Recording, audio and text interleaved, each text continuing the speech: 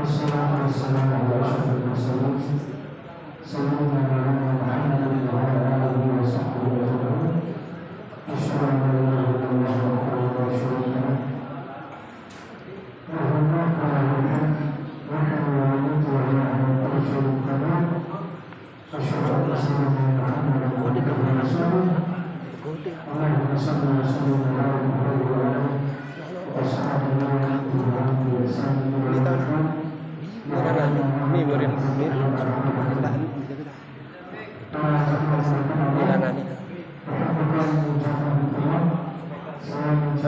kurangan apa hasil ini murid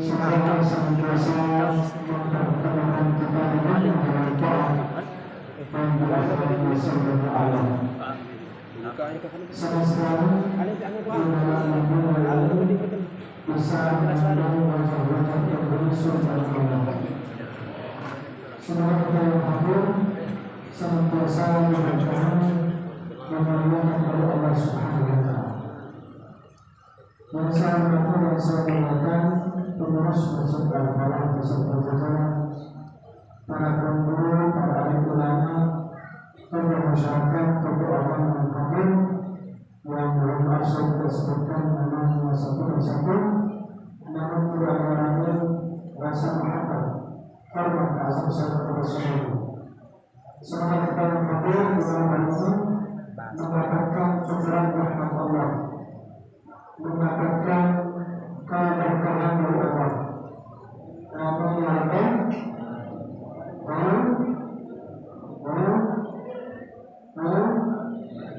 Masih ada? Alhamdulillah. Para jemaah yang dimuliakan Allah Subhanahu wa Ta'ala. Sekarang kita sudah berada di bulan Juli, berada di bulan yang cukup bulan yang berberkah, bulan yang kita sudah berdoa 6 bulan 3 bulan agar Allah sampaikan kita pada bulan Ramadan. Kita sudah berada di Ramadan. Apakah kita sudah punya niat untuk memanfaatkan keberadaan kita di bulan mulia ini untuk Allah Subhanahu wa Ta'ala berikan umur panjang, Allah berikan sehat untuk kita sehingga kita bisa berjumpa dengan Allah. Banyak saudara, banyak kerabat, keluarga, tetangga mereka ingin berjumpa dengan Allah, ternyata mereka dipanggil oleh Allah terlebih dahulu. Mereka sudah berdoa, mereka sudah menghadap Allah dengan membawa amalnya. Tuhan kalau punya amal yang baik, katanya amal mukalla dzarratin khairan yarah, katanya amal mukalla dzarratin syarran. Jadi mereka sudah menghadap Allah. Jangan begini yang sudah meninggal, begini kita yang masih hidup. Dia sudah tahu posisinya di hadapan Allah seperti apa. Dari sahabat Anas bin Malik, dia mengatakan Nabi pada saat naik mimbar mengucapkan amin 3 kali. Kemudian Nabi SAW pada saat naik mimbar amin, amin, amin. Pada saat beliau turun dari mimbar, sahabat bertanya karena mereka tidak terbiasa mendengar Nabi pada saat naik mimbar mengucapkan amin dengan cara demikian. Pada saat Nabi turun ditanya, ya Rasulullah, kenapa engkau tadi mengucapkan amin? Coba perhatikan. Kata Nabi Sallallahu Alaihi Wasallam, saya didatangi oleh Jibril alaihissalam. Apa kata Jibril? Jibril mengatakan, ya Rasulullah, beri orang yang mendapatkan Ramadan dalam keadaan sehat walafiat, lalu dia tidak termasuk mereka yang diampuni. Maka katakanlah amin, dan langsung bilang amin. Yang berdoa Jibril menyatakan orang yang sudah dapat Ramadan dalam kondisi kebaikan dia akan merugi. Lalu yang mengaminkan doanya adalah siapa? Rasulullah Muhammad SAW. Yang kedua, Jibril mengatakan ya Rasulullah, rugi orang yang mendapatkan kedua orang tuanya atau salah satunya di antara kedua orang tuanya, lalu dia tidak mengampuni dosa-dosa Allah. Maka kata-kata ini Nabi langsung jawab, kita punya orang tua, surga ada di rumah kita, tapi sayang sekali kita cari surga yang jauh. Surga itu ada dalam kata kaki ibu, ada dalam juga keluarga. Bayangkan punya orang tua, Allah pasti juga. Bukan Allah keluarga keluarga. Bukannya Allah terdapat pada kita keluarga. Rasulullah keluarga. Surganya Allah saja jalan terdapat pada kita keluarga. Apapun yang dilakukan orang tua tetap mereka orang tua. Sampai ada anak muda kata kepada Nabi, ya Rasulullah, orang tua saya sudah terkata saya terus. Seperti kita kajian, kamu sama orang tua. Kata Nabi apa? Antara mana kalian? Kamu dan hartamu milik kedua orang tua, milik ayahmu. Jadi subhanallah, rugi orang yang tidak berkorban dan tidak diampuni. Rugi orang yang tidak berkorban dan tidak diampuni. Yang ketiga, rugi orang yang nama Nabi Muhammad disebut di hadapannya lalu tidak bersalah. Sallallahu alaihi wasallam. Kata Jibril alaihissalam, "Qul amin." Katakan amin wa Muhammad, langsung dari dijawab amin. Sekarang kita berada di bulan Ramadan. Jangan sampai Anda terkena doa Nabi. Jibril berdoa, Nabi yang meminta. Bagi orang yang mendapatkan Ramadan lalu tidak diampuni, tidak mendapatkan sertifikat taubat. Bukankah ini Ramadan yang ditutup berburu? Bukankah ini Ramadan yang meninggalkan? Siapa yang tidak rindu pada Ramadan? Allah bukakan pintu-pintu surga, para pintu surga. Maka di bulan Ramadan kita berbanyak amal saleh. Kenapa? Karena pintu surga sedang terbuka. Yang kedua, pintu neraka ditutup. Allah tutup pintu neraka, tapi pintu neraka dibuka. Tapi kehormatan untuk Ramadan, kemudian untuk Ramadan, Allah Subhanahu wa Ta'ala tutup pintu neraka tersebut. Di bulan Ramadan yang kita rindukan, kenapa? Karena ada panggilan perintah dari Allah, ya ayyuhalladzina amanu kutiba alaikumus, karena Allah melakukan apa yang tertentu. Hai orang beriman, panggilan itu mesra, panggilan cinta dari Allah. Karena level kita itu Islam itu level paling dasar, TK. Tapi kalau level beriman itu sudah lebih tinggi lagi, level ihsan lebih tinggi lagi. Maka kalau anda dipanggil hai Muslim itu masih biasa, tapi kalau dipanggil hai orang beriman itu panggilan yang luar biasa. Karena itu yang urusan hati. Karena beriman kepada Allah, kita Allah, Rasulullah, kita tidak ada yang bisa tahu isi hati orang itu apa. Tapi Allah mengatur. Ya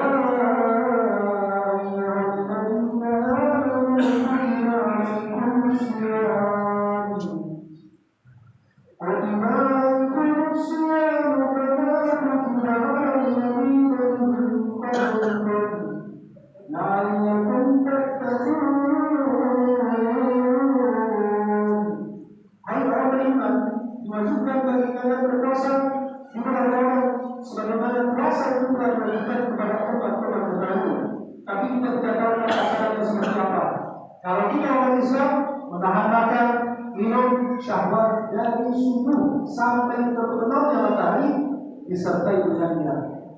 Bukan hanya menahan makan minum, tapi juga menahan syahwat.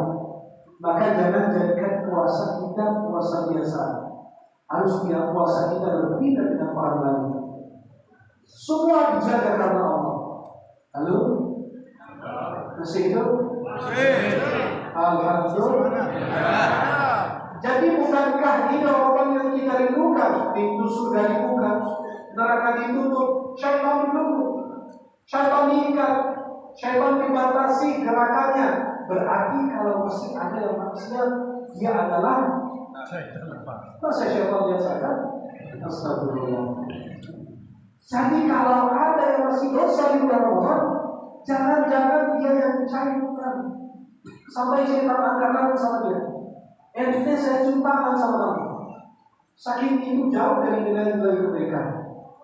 Syaitan dulu artinya apa? Allah kasih yang suka mengganggu kalian, aku ikat, aku jaga, aku tahan.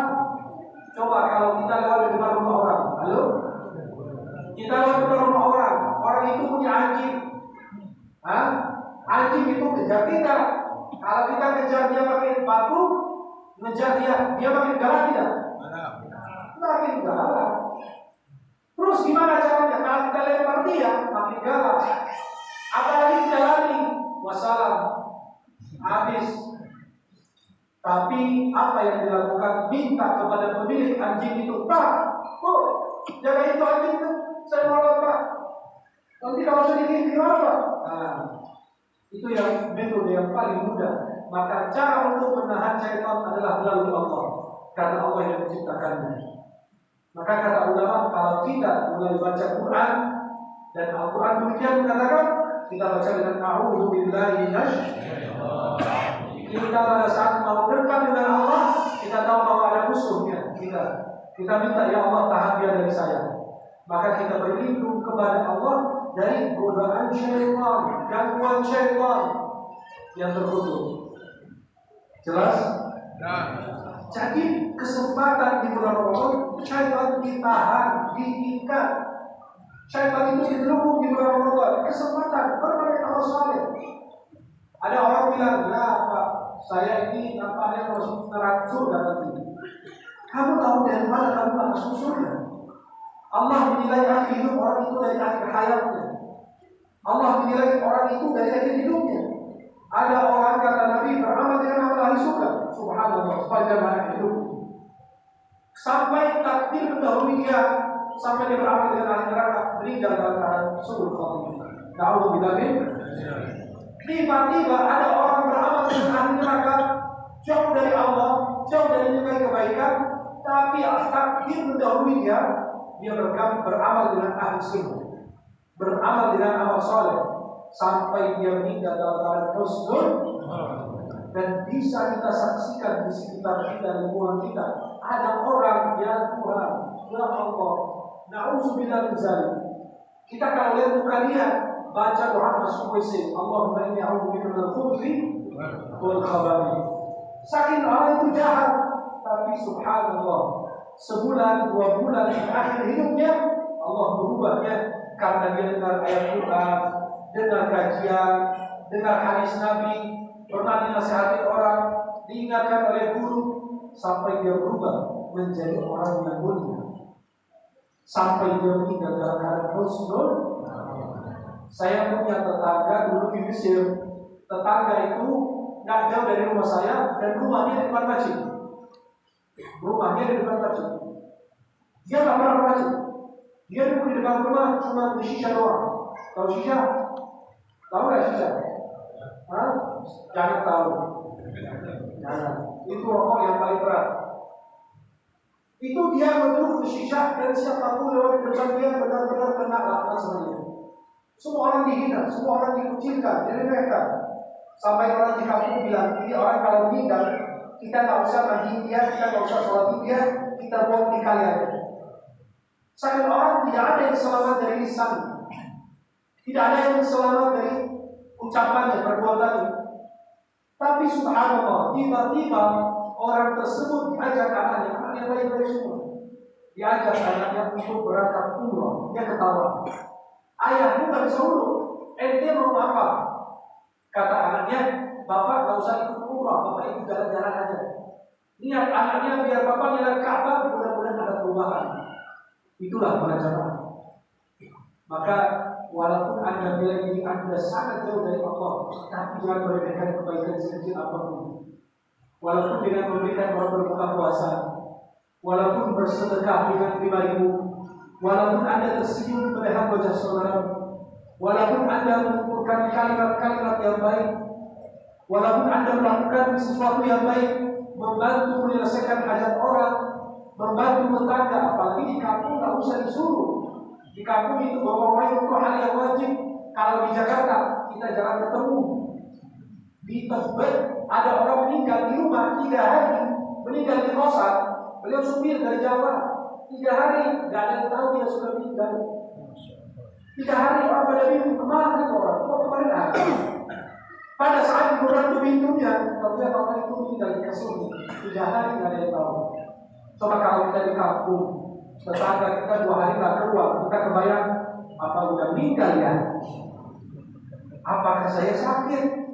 Apa dia kemana? Coba lagi ada hajatan tetangga kita, nggak ada hubungan darah, tapi karena ada hubungan tetangga, ada sebangsa, seislam, seakidah, seiman, kita masya Allah gotong royong semua.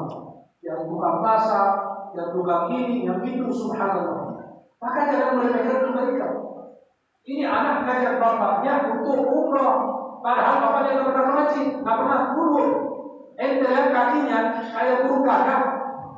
Halo? Jelas? Ya. Itu kayak burung gagak, nggak pernah kena kudu. Ada orang kulitnya hitam tapi bercahaya. Ada orang kulitnya putih tapi yang usulnya nggak ada cahayanya. Auranya nggak ada, listrik mati, nggak ada orang sama sekali. Tapi ada orang tuh lihat Bilal kita ini. Bilal bin Rabah ini ya, wajahnya bercahaya, masya Allah. Istrinya belum satu. Maka ada orang-orang yang kena wudu bukan karena warna kulit, tapi karena wudunya yang membuat pancaran cahaya itu keluar dari wajah. Maka orang-orang beriman itu wajahnya bercahaya, iman itu kelihatan di muslim. Ini orang beriman karena dia sering berwudu, walaupun dia jarang ya sholat, jarang ibadah, tapi karena dia sekali-sekali minta air wudu, itu masih ada bekas daripada wudu di wajah. Dan itu tanda dari kita. Ini beliau diajak umur, disuruh melakukan pakaian pakai pakaian ihram, ketawa dia, apa itu?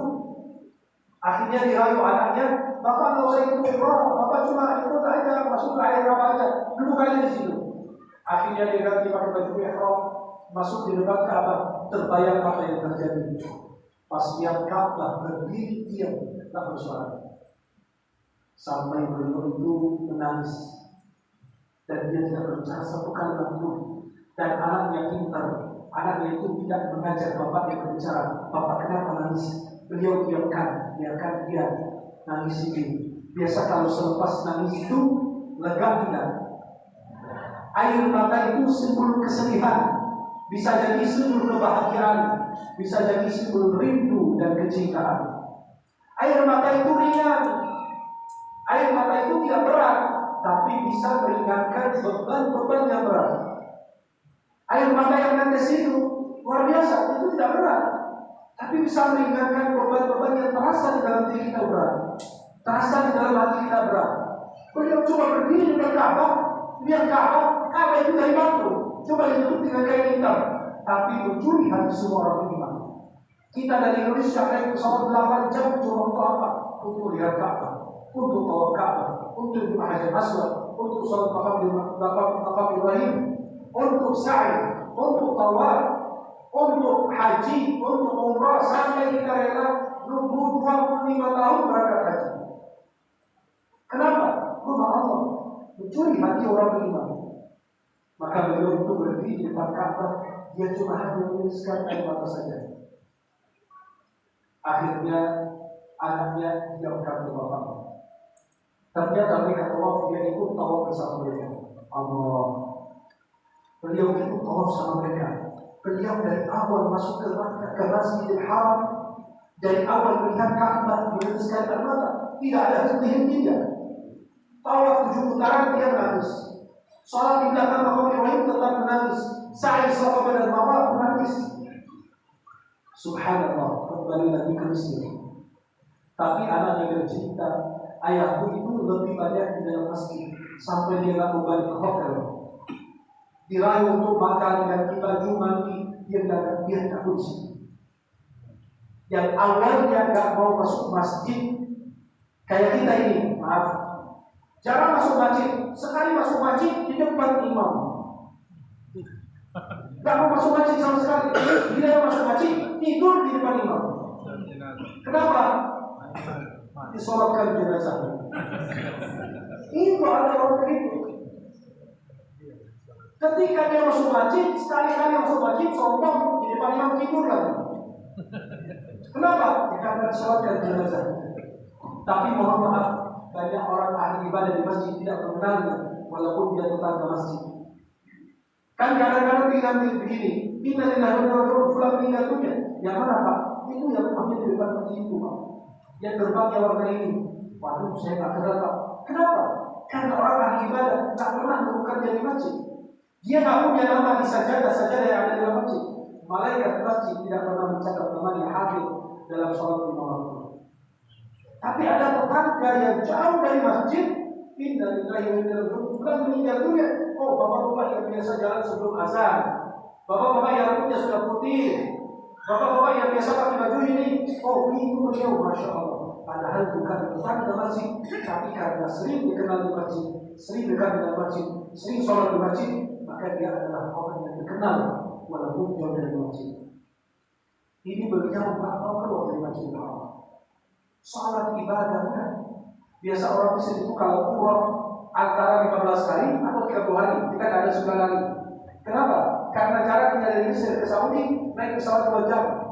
Dia berangkat Laut Merah. Kalau ada jembatan, malah jadi lebih murah lagi. 2 jam cuma naik pesawat ke sana, 15 hari. Beliau di sana ada di dalam masjid terus. Belum keluar. Subhanallah. Pada saat dia pulang ke Mesir, saya terkejut. Pada saat saya mau sholat Jumat, saya masuk masjid sekitar 1 jam atau setengah jam sebelum waktu sholat.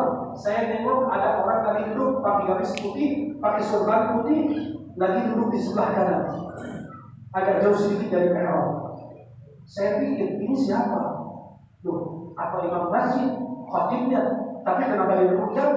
Biasa khatib itu duduk dekat mimbar, biar tidak melangkahi orang-orang yang sedang duduk ketika sholat Jumat, karena dilarang, makruh melangkahi orang hari Jumat, kecuali kalau menyakiti jadi haram. Kalau sampai injak kepala orang, kaki orang, ini orang, dari belakang, paling belakang datang, terakhir datang, baru di depan di atas mimbar kalau bisa. Oh paling depan, injak orang lagi ini, gak orang. Jadi kata ulama bukan makruh lagi, hukumnya jadi haram. Pertama terlambat, kedua melangkahi orang, ketiga menyakiti orang yang dulu. Padahal berikan di awal. Saya kaget, ini siapa? Saya lihat ke kanan, loh, itu bapak yang biasa ada. Astagfirullah, kok bisa ya? Dan wajahnya berubah. Yang dulu gelap, tidak ada cahaya sama sekali, tidak ada pancaran daripada mulutnya, zikirnya, bacaan Quran, sholatnya, sujudnya. Tiba-tiba saya lihat wajah beliau bercahaya. Saya pulang ke rumah nanya orang tua saya, kenapa beliau ini? Kata mereka, ini beliau belum lama pulang umroh. Akhirnya mereka cerita. Saya terkejut. Padahal kita manusia menganggap beliau itu tidak bakalan masuk surga, tidak bakalan disolatkan, tidak bakalan dimandikan. Ternyata memaksa kita untuk ketika beliau meninggal dimandikan, dikafani, disolatkan, dikubur bersama orang Islam. Akhirnya subhanallah, tidak lama 2 bulan sesudah beliau balik dari umroh, meninggal dunia. Semua penduduk kampung sepakat tidak disolatkan, sampai keluarganya sedih. Walaupun itu bukan urusan mereka, karena hati itu di tangan Allah. Allah yang membolak-balikan hati hamba. Apakah dia taat atau dia tidak, itu kan urusan hamba dengan Allah. Subhanallah, dikatakan waktu beliau meninggal dunia, itu jenazah paling banyak diantarkan orang di kampung saya, jenazahnya benar. Maka mumpung kita di bulan Ramadan, jangan remehkan kebaikan sekecil apapun. Ramadan yang kita rindu, kita punya doa mustajab ketika berbuka. Kita ada sholat tarawih, mau 11, mau 23, mau 39 mazhab Maliki, silahkan. Yang penting sholat tarawih. Jangan sampai ketinggalan sunnah qabliyah ba'diyah. Bukan karena kita di Ramadan, sunnah aja setara dengan pahala sholat fardu di Ramadan. Antum mau apa lagi? Promo begitu besar-besar sama Allah. Kita punya sholat tarawih, gak ada di luar bulan Ramadan, gak ada. Ada sholat tarawih khusus Ramadan. Kita punya puasa, Allah bersihkan, Allah sucikan hati kita. Di bulan Ramadan Allah turunkan anjuran bagi kita. Maka jadi bulan mulia karena di dalam diturunkan Al-Quran. Syahrul Ramadan alladzi unzila fihi al-Quran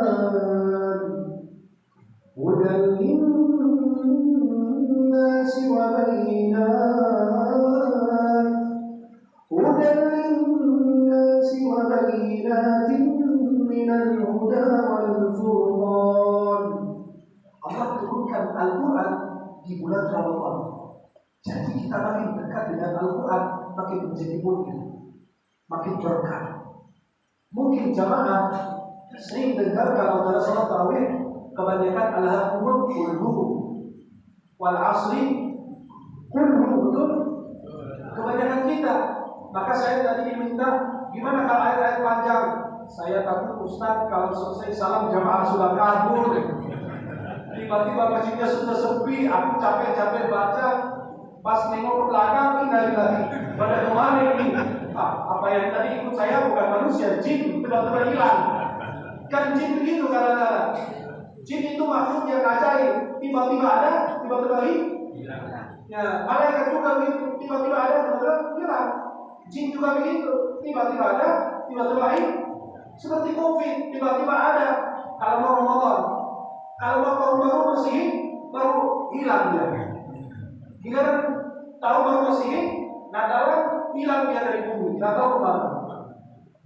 Tiba-tiba mau Ramadan kayak tahun kemarin, mau Ramadan balik lagi ya. Nampaknya virusnya kafir. Cari orang-orang beriman biar diganggu. Ya, halo? Maka bagi kita Allah turunkan Al-Quran, ada sholat tarawih, sholat tepat waktu. Paham? Umat Islam itu nunggu Allahu Akbar,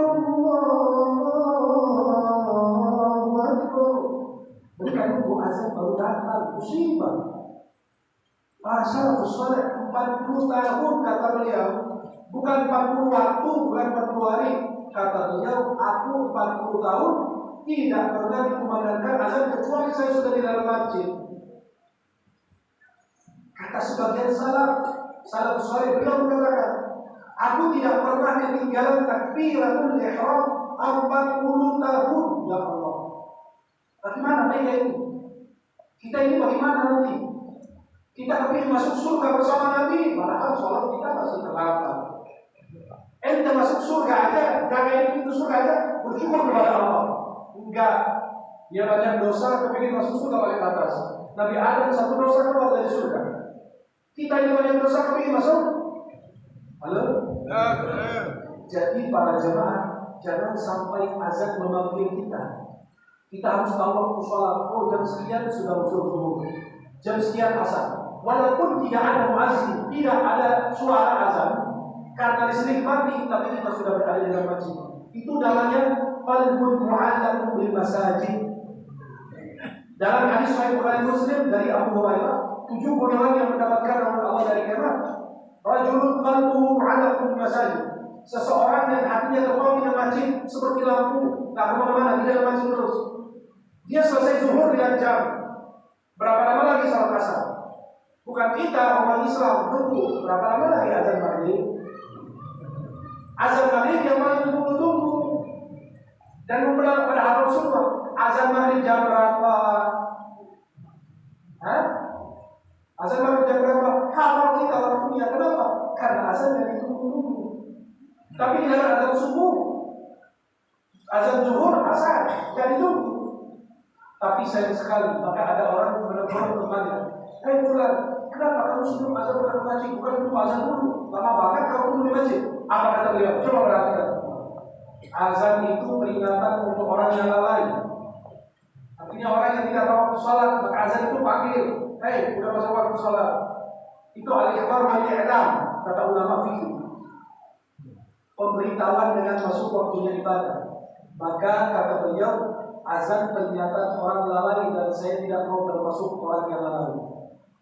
Ada yang para ulama salaf sedang sakit, gak bisa gerak, gak bisa jalan.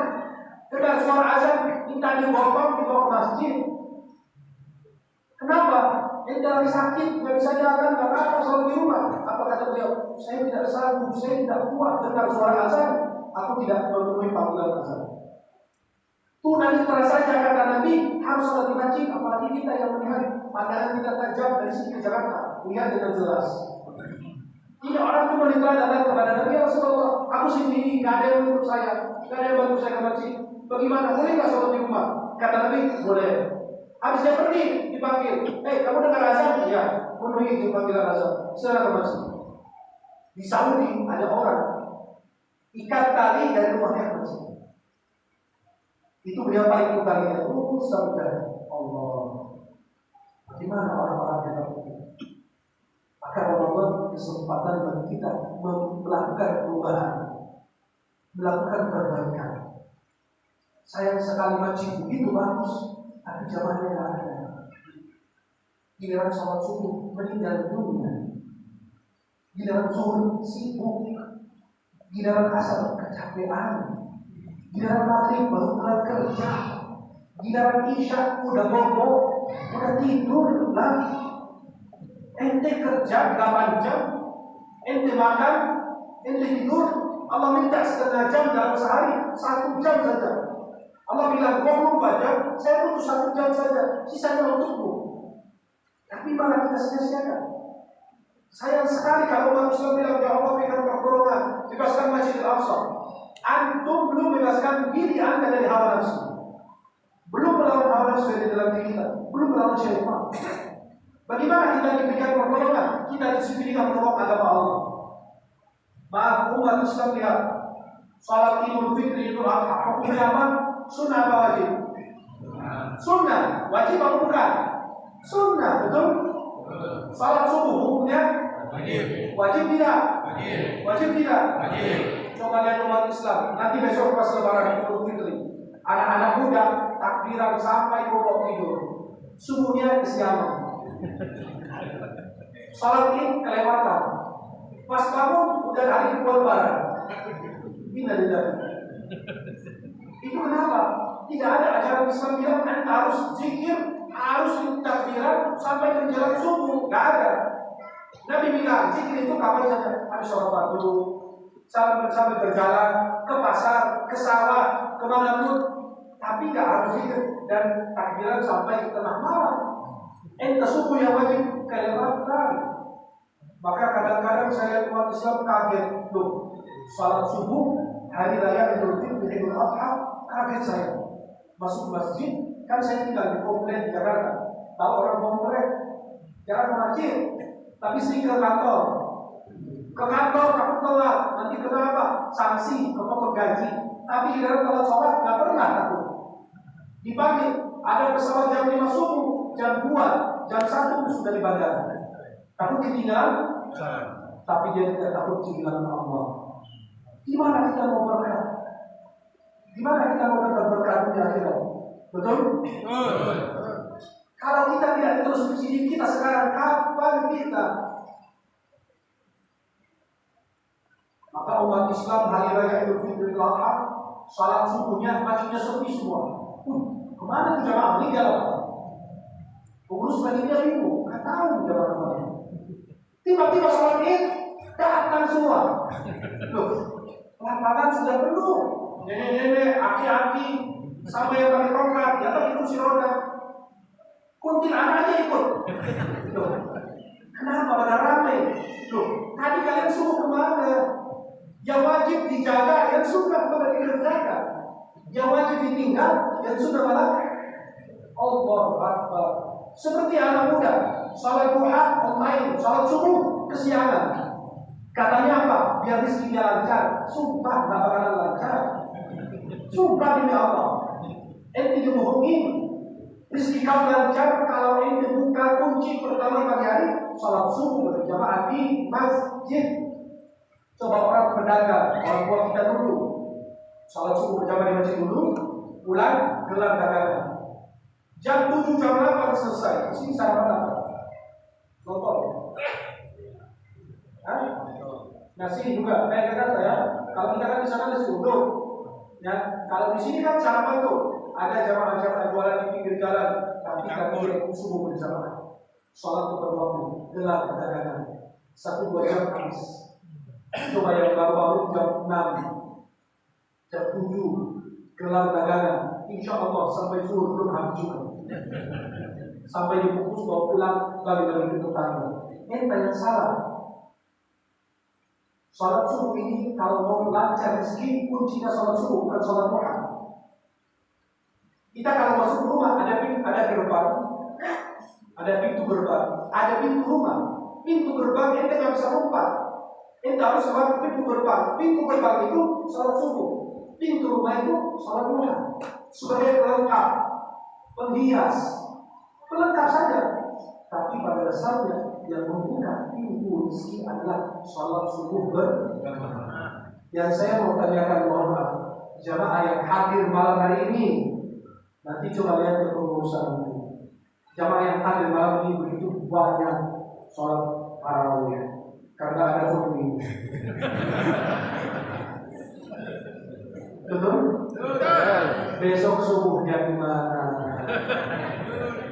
Subuh masa saya harus bikin fotokopi taruh di sini? Saya fotokopi satu lagi, saya tinggal di sini. Apa saya nikah tinggal di sini? Astagfirullah. Kena azab nanti. Halo? Ya. Jadi para jamaah yang diberkati Allah, momentum Ramadan, Allah berikan pintu rahmat, pintu surga. Allah berikan banyak pahala.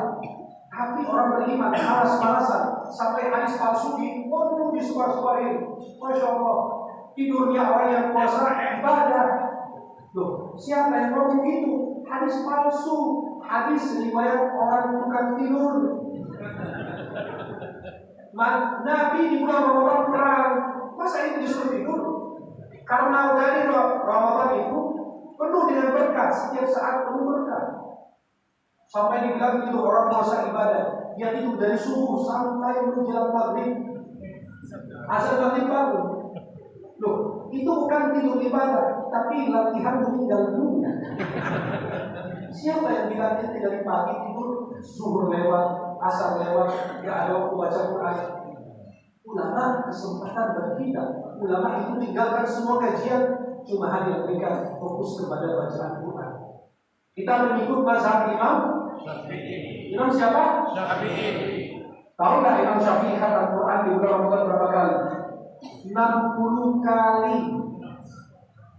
Satu kali pagi, satu kali malam, 2 kali sehari. Kita juz amma aja juz 30 belum khatam. Jangan juz 30, surat Yasin yang kita baca setiap malam Jumat. Kalau orang meninggal kita baca, sudah baca bertahun-tahun belum hafal. Betul tak? Sampai kalau kita jadi imam pun gak dibarakatuh, la abdu ma'abdu, wala antum ma'abdu ma'abdu, wala ana abdu ma'abdu, wala antum ma'abdu ma'abdu, wala ana abdu ma'abdu. Putar lagi, balik lagi. Jamaah di dalam gelisah, laku dihukum, mariahin. Ayo, tuan tutup, kelamaan, gak ketemu ujung-ujungnya. Tiba-tiba lagi baca, inna anzalnahu fi lailatul qadar. Kata yang di belakang, inna anzalnahu fi lailatul. Kata dia Lailatul Qadar. Wa ma adraka ma Lailatul, kata yang di belakang Lailatul. Kata imam bingung saya. Saya bilang Lailatul, kamu bilang Lailatul. Saya Lailatul, kamu Lailatul. Karena dia tidak hafal. Dia tidak hafal tidak balik. Dilihat lagu kita hafal. Nama artis kita kenal. Nama pejabat kita kenal. Fotonya kita baca. Tapi tidak pernah kita hafal Al-Quran. Surat-surat Al-Quran. Nama para sahabat Nabi. Imam Syafi'i yang kita ikuti, saya yakin banyak umat Islam tidak tahu kapan beliau lahir, kapan beliau wafat, beliau lahir di mana, wafat di mana. Kan ente ikutin saya, harus kenal saya terlebih dahulu, baru bisa ikutin saya. Kan gak pas. Cinta Rasulullah, tapi saya sekali tidak kenal siapa Rasulullah. Dan ada orang Nabi mengenalnya sebagaimana Nabi mengenal putra putrinya. Kita dipanggil oleh Nabi di akhirat, fulan, kan kesempatan berzikir bersama terus. Jangan putus hubungan dengan Rasulullah. Nanti kalau aku ini masuk surga dipanggil, fulan, tuh, nama saya. Fulan, itu nama saya, Nabi manggil. Kenalnya, padahal kita berjanji berdua. Kata kita, ya Rasulullah, kok manggil saya? Kan belum ada itu di dunia. Kata aku mengenal kamu sebagaimana aku mengenal kamu diriku. Kok bisa? Karena kamu sering kirim salawat, malaikat sampaikan setiap saat, setiap waktu. Kan ada malaikat itu khusus untuk salawat. Siapapun kirim salawat dari Indonesia, dari Lombok, kirim salawat langsung sampai di sana. Di sini bilang Assalamualaikum ya Rasulullah, langsung Nabi ucap Waalaikumsalam warahmatullahi wabarakatuh. Coba kalau kita lagi tasyahud, kita baca apa? Assalamu alayka ayyuhan nabiyyu wa assalamu alayka, bukan assalamu alaihi, kan itu hal baik. Nabi tidak ada dengan saya, tapi Allah ingin kita menghadirkan Rasulullah di dalam hati kita. Sampai kita lihat assalamu alayka, kayak Nabi ada di depan sana. Hadirkan Rasulullah dalam kehidupan sehari-hari, dalam ibadah, jadikan beliau sebagai tauladan, jadikan beliau sebagai contoh terbaik dalam hidup kita. Kata Nabi, aku mengenalmu sebagai mengenal putra putriku. Kenapa? Kalau kita ingin salam ke Pak Lurah, Pak Camat, setiap 2 hari sekali kita kirim, Pak, nanti jangan lupa sampaikan salam ke Pak Camat dari bulan. Lama-lama Pak Camat hafal nama kita nggak? Hafal tidak? Karena dia sering dengar. Tapi kalau kita setahun sekali kirim salam ke Pak Camat ya dari bulan, itu akan hafal. Karena jarang salam yang kirim. Tapi kalau sering kirim salam tersebut, insya Allah Rasulullah akan menghafal nama kita. Sampai Nabi SAW akan berusaha memberikan syafaat.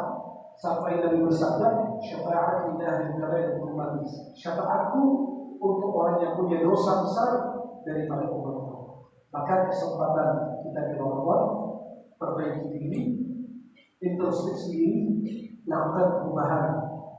Sama tetangga kita perbaiki hubungan. Kita akan meninggal dunia, tinggalkan jejak yang bagus. Abu Jahal kalau disebut dilaknat apabila radhiyallahu anhu. Dilaknat radhiyallahu anhu. Dilaknat Abu Jahal. Ya.